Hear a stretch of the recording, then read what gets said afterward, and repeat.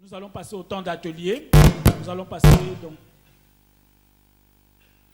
Nous avons plus d'une heure de retard sur le programme. Nous allons essayer de rattraper un peu le retard. Je vais inviter le bishop Jean pour prier pour la deuxième partie. Si tu veux nous recommander entre les mains du Seigneur. Bonjour à tous. Que le Seigneur notre Dieu vous bénisse dans cette excellente retraite, journée nationale. Vous savez, on est tellement dans la prière, dans les retraites qu'on a l'impression que chaque réunion, c'est une retraite. Alors, vous comprenez. Des formations de prière. Prions le Seigneur. Seigneur notre Dieu, nous voulons te bénir et te louer pour ta grâce et ta miséricorde. Nous bénissons ton nom pour l'association nationale des hommes. Et nous bénissons ton nom pour le président national, le comité national et aussi chaque responsable local et chaque comité local. Nous te bénissons aussi pour chaque homme qui est ici dans ces lieux, représentant non seulement son église, mais aussi toute sa famille. Et nous voulons te bénir pour tous les intervenants que nous avons déjà eus ce matin et les différentes questions, les différentes réponses. Et nous te bénissons maintenant aussi pour les ateliers. Nous prions pour la direction du Saint-Esprit dans chaque atelier pour que ce qui concerne l'essentiel de la journée en sorte. Nous refusons les distractions au nom de Jésus-Christ. Nous refusons la perte de temps inutile. Combien notre temps est précieux et nous voulons sortir de ces ateliers avec des choses concrètes qui sont nécessaires à notre destinée, qui sont nécessaires à l'homme dans sa réalisation, à l'homme dans la multiplication des grâces que tu as prévues pour lui. Grand Dieu, dans cette journée nationale, nous voulons te dire merci pour tout ce que tu permets et nous prions pour que la paix, le respect des uns et des autres soit là dans chaque atelier pour que même si on n'est pas d'accord avec un point, que cela puisse être juste un point de vue différent. Seigneur, bénis tes enfants et qu'ensemble nous puissions aller de l'avant dans l'accomplissement de ton œuvre. Au nom de Jésus, merci Seigneur. Amen. Voilà, nous allons donc avoir nos ateliers maintenant. Et les hommes avaient choisi en comité à cette journée nationale de parler de l'argent.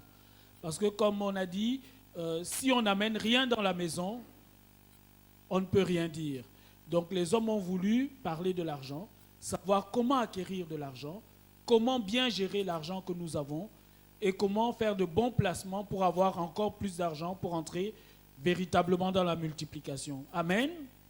Voilà donc, c'est pour ça que nous avons 3 ateliers. Je vais inviter les orateurs à avancer ici devant, comme ça en même temps je vais les présenter. Le premier atelier sera sur la gestion du budget. Et donc, il sera fait par notre frère Massoudi qui s'avance ici. Notre frère Massoudi est docteur en économie à l'Université libre de Bruxelles. Professeur, docteur. Et il a l'habitude de parler d'argent. Nous le connaissons déjà, donc ce n'est pas une découverte. Le deuxième atelier, c'est sur les finances, avec notre frère Guy Boubala, notre banquier, aujourd'hui qui va nous donner toutes les astuces pour placer notre argent et pour multiplier notre argent, avec le frère Guy. Et le troisième atelier, nous l'avons déjà eu, c'est avec notre frère Henri Ileka.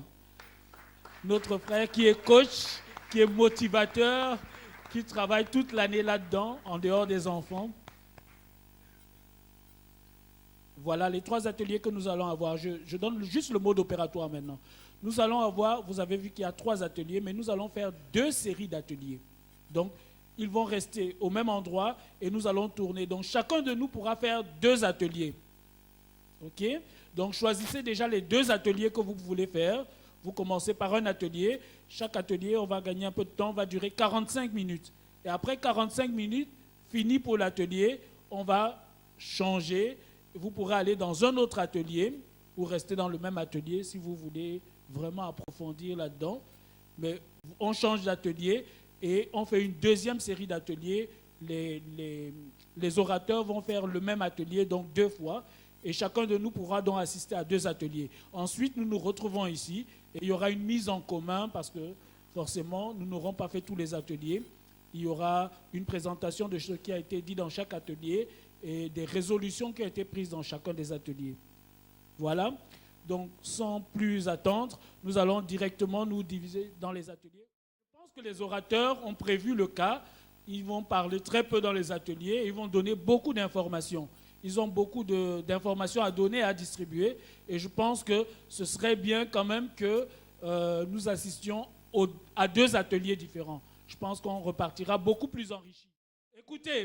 Écoutez, je pense que celui qui n'a pas encore essayé ne peut pas dire ce qui va se passer.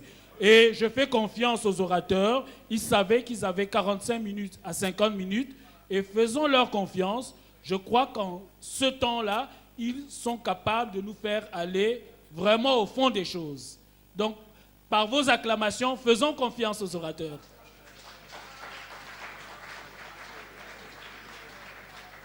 Voilà. Merci.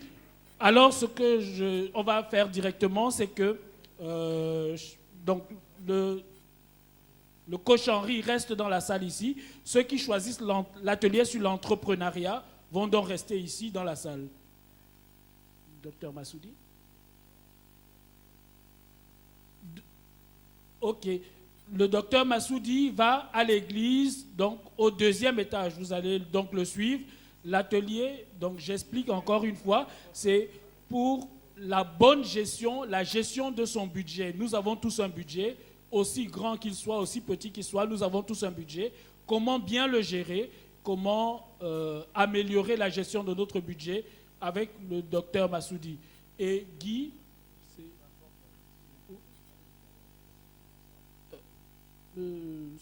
celui qui nous accueille, c'est au fond de la salle alors.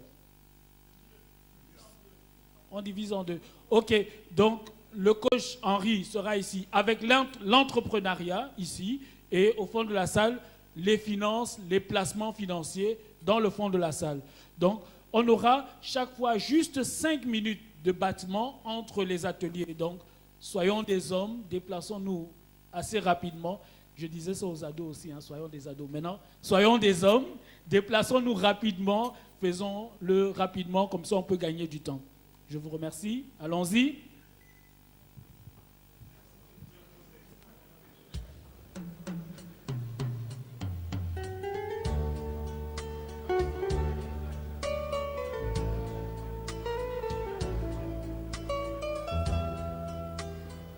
Voilà, avec le docteur Massoudi, c'est au 1er étage, donc, pour la gestion du budget.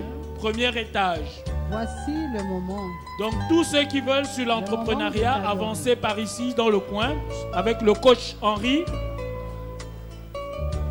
Le coach Henri sera le seul qui bénéficie du projecteur, du rétroprojecteur. Donc, ce sera très illustré. Que mon cri parvienne jusqu'à toi. Incline vers moi ton oreille.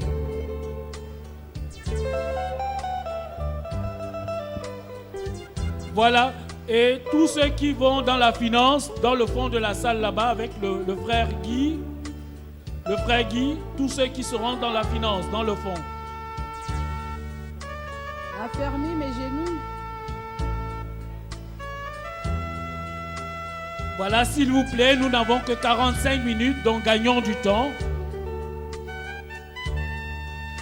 Que je diminue et que tu croisses en moi.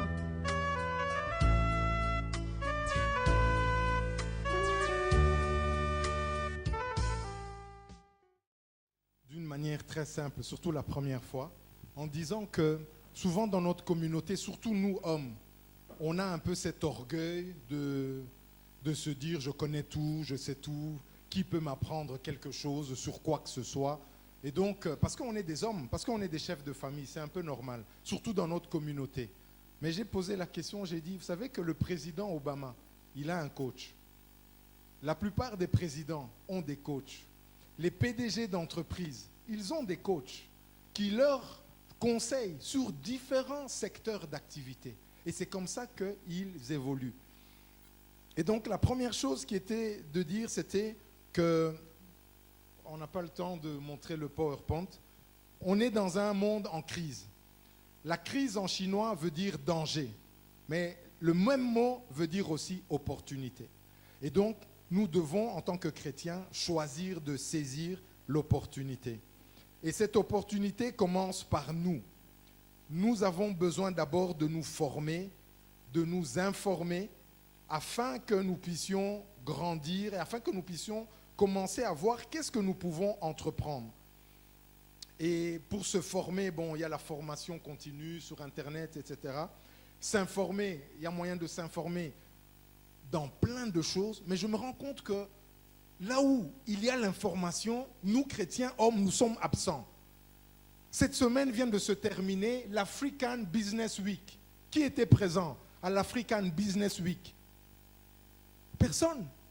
Mais c'est là où l'Europe et l'Afrique ont parlé de business pendant cette semaine. Ça s'est déroulé à Genval.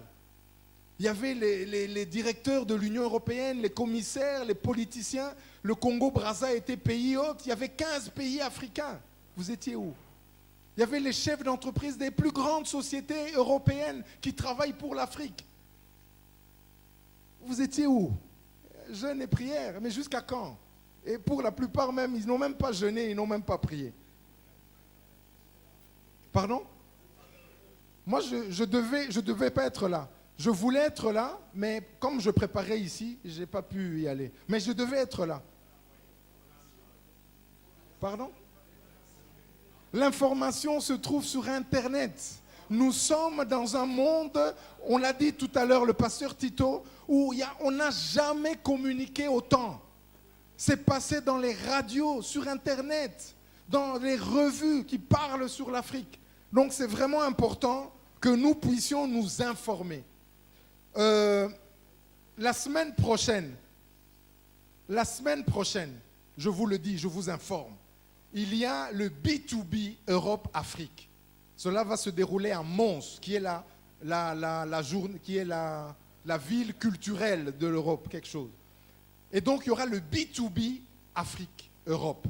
C'est gratuit, vous pouvez vous connecter sur Internet, vous préenregistrer et vous aurez des rendez-vous avec les hommes d'affaires du monde entier.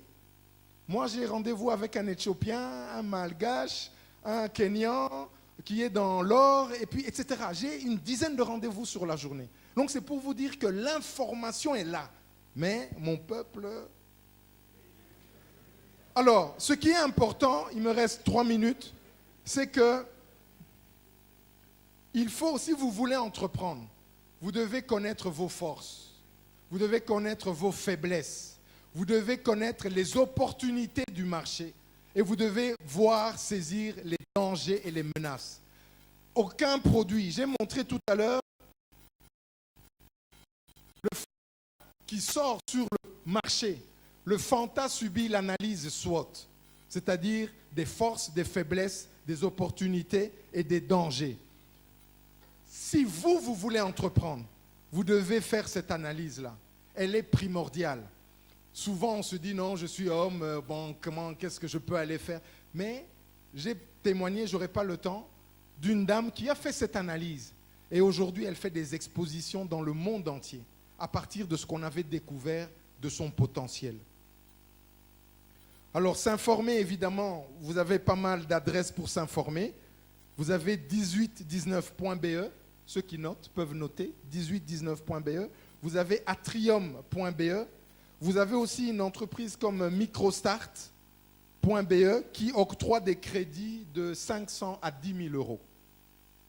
Ensuite, investir. Parce que si vous voulez devenir millionnaire, il nous faut investir. Ce n'est pas avec nos salaires de 1 000 euros que nous allons être millionnaire. Il nous faut commencer à penser à des voies et moyens qui vont nous permettre d'investir. Et investir, je parle surtout d'Afrique. Investissez en Afrique, investissez au Congo, dans l'immobilier, dans l'agriculture, dans les services, dans les nouvelles technologies et aussi dans les provinces. Une province comme le Bandundu, c'est 15 fois la Belgique. Il y a énormément de choses à faire. Au mois d'octobre, et j'ai lancé l'appel, au mois d'octobre, il y aura le Katanga Mining Business Week. C'est un forum où toutes les entreprises qui sont dans les mines, or, diamants, coltan, etc., vont se réunir à Kinshasa et à Lubumbashi. J'aimerais qu'une délégation d'hommes, d'entrepreneurs, nous puissions faire partie. Ce sera au mois d'octobre. Contactez-moi et nous allons rentrer dans du lourd, parce que nous allons faire du lourd. Et alors, j'ai aussi un exemple ici, je vais vous montrer et je vais terminer par là. J'ai un ami marocain qui vend des immeubles. C'est difficile de rentrer dans les crédits ici, 100 000 euros, 100 000, 120 000 euros pour les appartements. Lui, il vend des appartements à 50 000 euros, 70 000 euros, 80 000 euros. C'est déjà plus facile pour avoir un crédit. Et vous pouvez acheter ces immeubles, ces appartements, et ainsi les faire louer à l'année. Ça va permettre que l'argent court après vous, au lieu que vous, chaque mois, vous puissiez courir après l'argent. C'est ça la multiplication. C'est des voies et moyens pour que l'argent court après vous. Et je terminerai par là. Je sais que Jean-Charles se lève déjà. Katanga Mining Week, Africa Business Week. La semaine prochaine, j'ai parlé du B2B. Voilà, si vous voulez me contacter, n'hésitez pas. Je suis sur tous les réseaux sociaux, Facebook, LinkedIn, Twitter, Viadeo, YouTube. Et mon numéro, c'est le 0465 952 162. J'ai laissé quand même aussi une liste, parce que l'année passée, on m'en avait fait la remarque. Ce sont des institutions qui peuvent octroyer des financements pour certaines ASBL. Cette liste ne vous sert à rien si vous n'avez pas un coaching personnel. Parce que je vais vous dire, telle institution donne de l'argent pour tel genre de projet. Toi, tu as quel genre de projet? Il faut qu'on étudie ton projet. Dans quel stade de vie tu es dans ton projet pour que tu puisses pouvoir avoir accès à telle ou telle institution. Donc, j'ai distribué, malheureusement, j'en ai plus. Ceux qui veulent la liste, envoyez-moi simplement un email et je vous la transfère. Il y en a une dernière qui reste ici pour celui qui veut. Voilà, Dolly. Non, Papa Luc. Voilà, que Dieu vous bénisse. Merci. Merci, Coach Henri. Voilà, je crois qu'un des points forts qui est ressorti de cet atelier, c'est que c'est l'information. L'information est très importante. Et donc, de façon pratique, Henri, est-ce que tu pourrais t'engager à former une liste de diffusion? Ceux qui voudraient leur donneraient l'email. Comme ça, chaque fois qu'il y a quelque chose, Henri diffuserait à tous ceux qui lui ont donné l'adresse email, les informations sur les principaux séminaires, forums et compagnie. On peut passer par les églises si vous voulez. Ça veut dire que les pasteurs s'engagent à faire diffuser maintenant l'information dans leurs églises. On est OK? Auprès des fidèles. OK? Mais de façon pratique, ce serait peut-être bien que vous contactiez directement Henri, que vous fassiez une liste de diffusion. C'est très intéressant ça. Comme ça, quand lui diffuse une information, vous avez tous l'information. Tous ceux qui sont intéressés, donc mettez-vous autour de lui. Ça, c'est la première chose. Deuxième chose de façon pratique dont le président avait parlé, c'est que l'association des hommes, justement, voudrait mettre sur pied un journal ou un réseau de communication. Donc, tous ceux qui sont dans le journalisme, tous ceux qui sont dans la communication, si vous êtes intéressés, je sais que vous êtes intéressés, contactez Papa Franck pour vous mettre ensemble, pour mettre sur pied, à la sortie d'une journée comme ici, qu'on puisse avoir une diffusion vers tous les participants, que tous reçoivent l'information. Nous voulons arriver à cela, comme ça nous sortons avec des choses très pratiques. Amen. Voilà, merci Henri. On va passer donc au rapport du deuxième atelier. Je vais inviter le frère Guy Boubala qui a présenté sur les finances.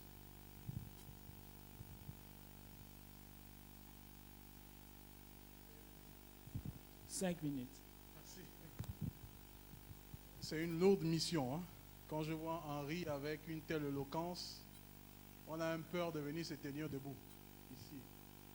Alors, en 5 minutes, je crois, c'est ça. On a vu dans notre atelier plusieurs points, notamment la partie financière.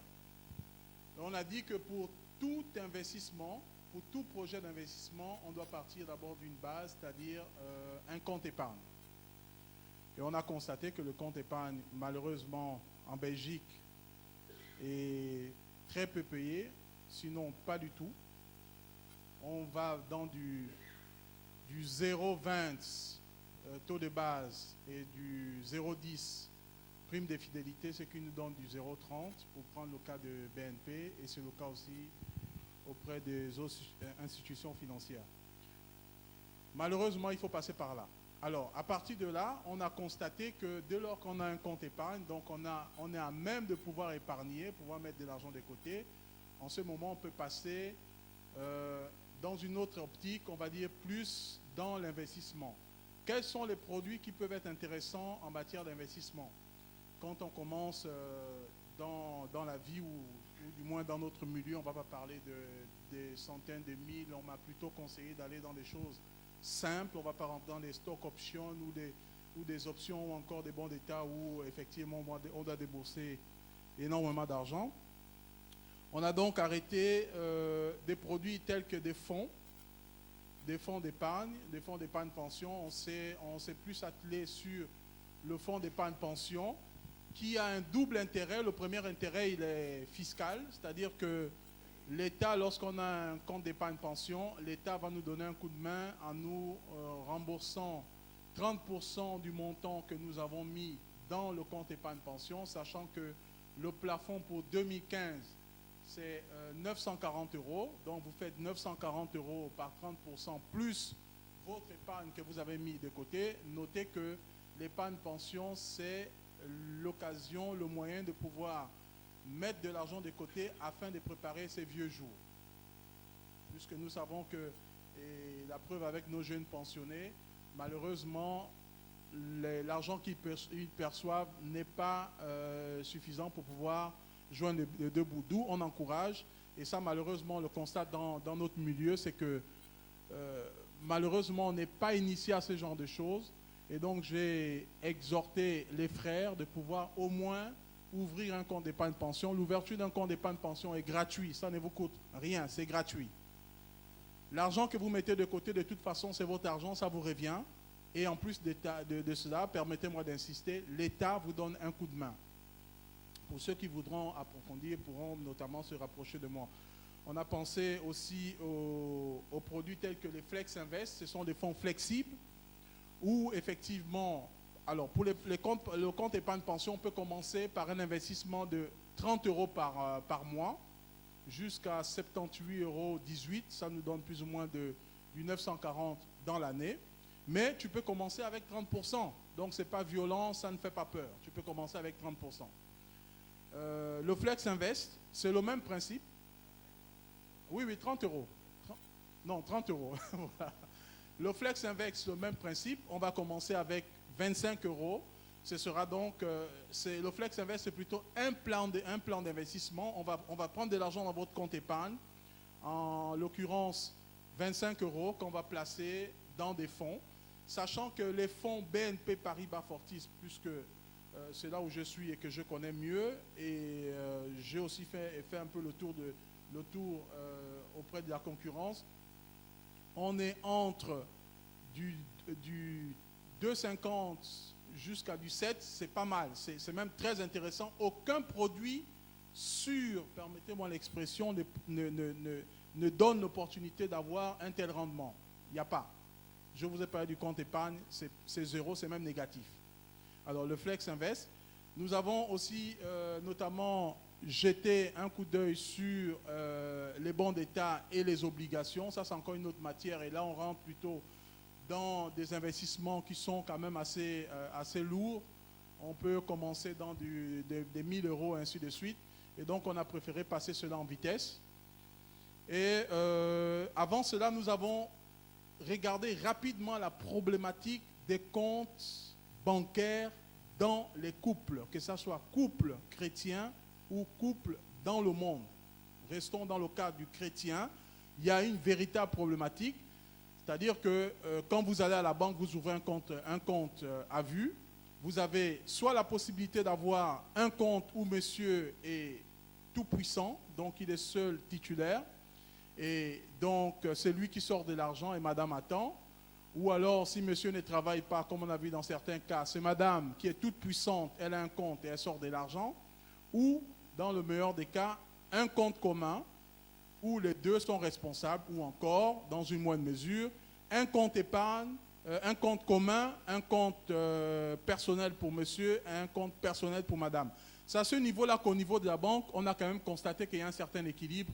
À ce niveau-là, il y a moins de problèmes. On a constaté, pour prendre seulement le cas du compte où monsieur est le responsable, évidemment, ça peut tourner à du chantage, ainsi de suite, et madame, la même chose.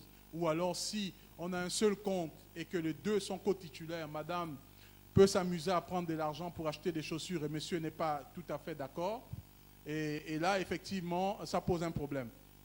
Alors, là où on s'est arrêté, permettez-moi de me déplacer, c'est sur un point pratique que je tenais à partager avec vous.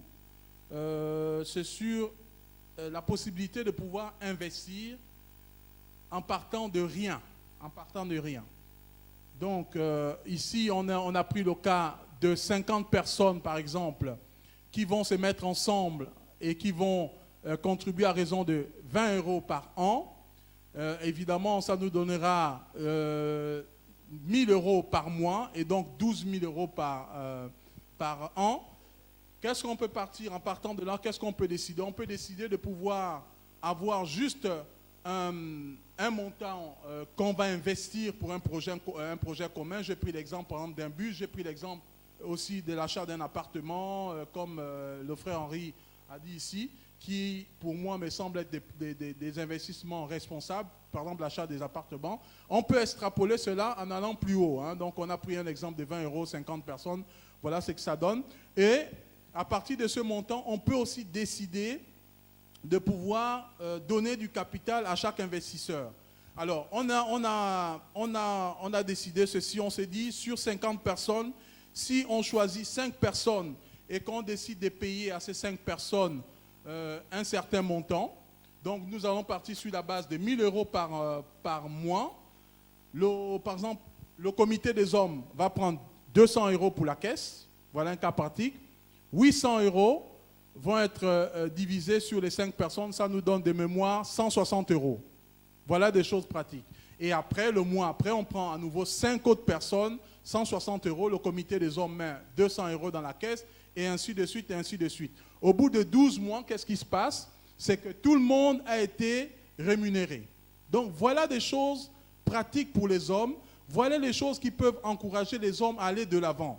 Donc ici, rien que pour cet exemple, on peut déjà envisager, commencer à créer certaines choses. Soit dit en passant, le comité des hommes se sera autofinancé, parce que si vous faites 200 euros multiplié par 12, ça fait quand même 2400 dans la caisse des hommes. Et en plus de cela, toi qui aurais donné seulement 20 euros par mois, tu reçois 160 euros, que demander de plus?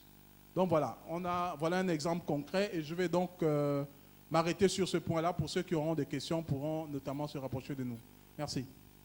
Voilà, merci. Merci Guy. Voilà, je vais inviter l'orateur du 3e atelier sur le budget de famille, le professeur Massoudi. Merci beaucoup, tonton Jean-Charles. Voilà, notre atelier, le premier atelier a été très chaud, très mouvementé, et gloire au Seigneur. Donc voilà, donc ce que je disais, ce qu'on a essayé de discuter par rapport à cet atelier, on s'est dit, une fois que vous avez votre entreprise, une fois que vous avez vos produits financiers, ce qui est important, vous avez tous ces revenus-là, il faut maintenant pouvoir les gérer. Et ce qu'on a essayé de dire, d'abord, avant de prendre une feuille, parce qu'ici on a parlé d'un budget d'un ménage. Donc pour savoir ce que c'est un budget, donc je dois le mettre sur feuille et pouvoir l'établir. Mais avant cela, on s'est dit, en tant que gestionnaire, au préalable, il faut avoir des qualités. Et parmi ces qualités, on s'est dit un gestionnaire, c'est quelqu'un qui doit savoir planifier, qui doit savoir organiser, qui doit savoir diriger et qui doit savoir contrôler les budgets de son ménage. Donc c'est quelqu'un qui est un visionnaire. C'est quelqu'un qui fait des bons choix et c'est quelqu'un qui est un meneur d'hommes. Parce qu'on ne peut pas avoir un budget, on ne peut pas tenir un budget, respecter un budget, si on est seul en tant qu'homme qui adhère dans ces budgets et que sa femme et ses enfants n'adhèrent pas au budget. Donc première erreur souvent, on veut gérer un budget mais on est seul à comprendre ce qu'on veut faire. Il faut que la femme, les enfants soient avec vous et derrière vous. Une fois qu'on a compris ces choses-là, ce qui est très important ensuite de savoir, c'est que dans un budget, quand vous l'établissez, vous devez clairement fixer ou mentionner les objectifs à court terme et à moyen terme. Parce que payer une facture aujourd'hui et payer facture dans 2 mois, dans 6 mois, dans 1 an, ce n'est pas du tout la même chose. Et payer ces factures-là, vous devez savoir aussi, donc on a dit il y a 2 paramètres. D'une part, vos entrées. Vous devez savoir vos entrées sûres et à quelle période de temps. Et on a dit les entrées qu'on connaît sûres, c'est nos salaires. Donc mensuellement, on reçoit un salaire et c'est à partir de ces salaires-là qu'on va pouvoir organiser nos dépenses. Donc, à part nos salaires, il y a des entrées qu'on peut dire plus ou moins sûres. Et c'est par exemple certains remboursements ou certains revenus qu'on peut recevoir, mais pas de manière mensuelle, mais par exemple dans 3 mois, dans 6 mois, ainsi de suite. Pourquoi j'ai dit plus ou moins sûr? Parce que ayez toujours ces principes. Quand vous n'avez pas encore touché à l'argent, l'argent ne vous appartient pas encore. Parce que tout peut arriver avec cet argent qui doit être versé dans votre compte. Donc ça, c'est très important. Et une dernière partie de vos entrées, ce sont les parties qui sont tout à fait aléatoires et peut-être moins sûres. Et là, j'ai dit, faites attention. Si ça représente une proportion importante, par exemple, plus que 2, 3, 5% de votre budget, ne les mettez pas. Parce que si vous le mettez, vous allez fonctionner avec un budget qui a 5% en moins. Et ça risque de vous poser de gros soucis.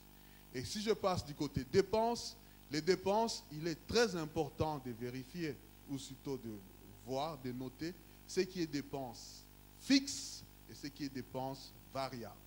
Dans le fixe, vous savez que, comme aujourd'hui, c'est la fin du mois, je ne peux rien faire, cet argent, je dois les payer. Mais la partie variable, ça, vous pouvez contrôler. Et c'est la partie, par exemple, que vous pourriez jouer avec. OK? Et à part ces 2 blocs-là, il y a ce qui est très important, c'est la partie des précautions ou d'imprévus. Et ça, je dis, tout ça, en fait, est englobé dans un grand compte qui s'appelle le compte à épargne. Et ce compte à épargne a ce qu'on appelle l'épargne des précautions. Il y a l'épargne des précautions, non seulement pour votre famille, mais aussi pour la communauté. Je disais, la plupart d'entre nous, africains, on vit dans des communautés africaines. Il y a des deuils, il y a des mariages, il y a des choses. Donc, cette partie-là aussi doit être prévue à l'avance. Surtout que l'été arrive, les mariages aussi vont arriver. Il ne faut pas attendre le mois de juillet, août pour commencer. C'est dès maintenant ou même le mois passé qu'il fallait déjà le prévoir. Et aussi les gros postes qui est ce que j'appelle l'épargne d'investissement. Donc par rapport à ce que mes collègues ont présenté, les produits financiers, acquérir un bien immobilier, ainsi de suite, c'est dans ces postes-là qu'il faut essayer de mettre votre argent. Donc je disais, c'est vraiment très important que vous puissiez vraiment vous organiser de cette manière-là. Et j'ai introduit cette année un point, parce que j'ai présenté la première fois, c'était à la Journée nationale des dames. Donc j'ai parlé d'un point qui est l'argent des poches des enfants. Pourquoi je dis que c'est très important? Parce qu'en lisant un peu, j'ai vu que dans pas mal de pays du Nord, il y a déjà les enfants qui sont initiés à la gestion dès le bas âge. Et là, j'avais des chiffres comme 7 à 11 ans, ils avaient déjà l'argent de poche, 12 € par mois. Et puis 12 à 13 ans, 18 € par mois. 14 à 17 ans, ils avaient 47 € par mois. Pourquoi? Parce que l'enfant doit apprendre à connaître la valeur de l'argent, connaître comment dépenser, connaître comment épargner, connaître même rembourser les dettes. Parce que même entre eux, ils peuvent se prêter l'argent. Et donc l'enfant, dès le bas âge, il apprend déjà que j'ai fini mon argent, il me reste 1 euro, il me reste 2 euros. Comment je dois faire pour pouvoir gagner cet argent? Donc, et j'ai donné des proportions un peu pour le budget. Bon, ça vous aurez, je vais envoyer les documents à tout le monde. Mais pour clôturer ce que j'allais dire et ce que j'ai demandé, donc pour arriver à avoir un bon budget, un budget qui réussit, il faudrait de la discipline et il faudrait un sacrifice. Et tout le monde doit être dans le bateau. Que Dieu vous bénisse.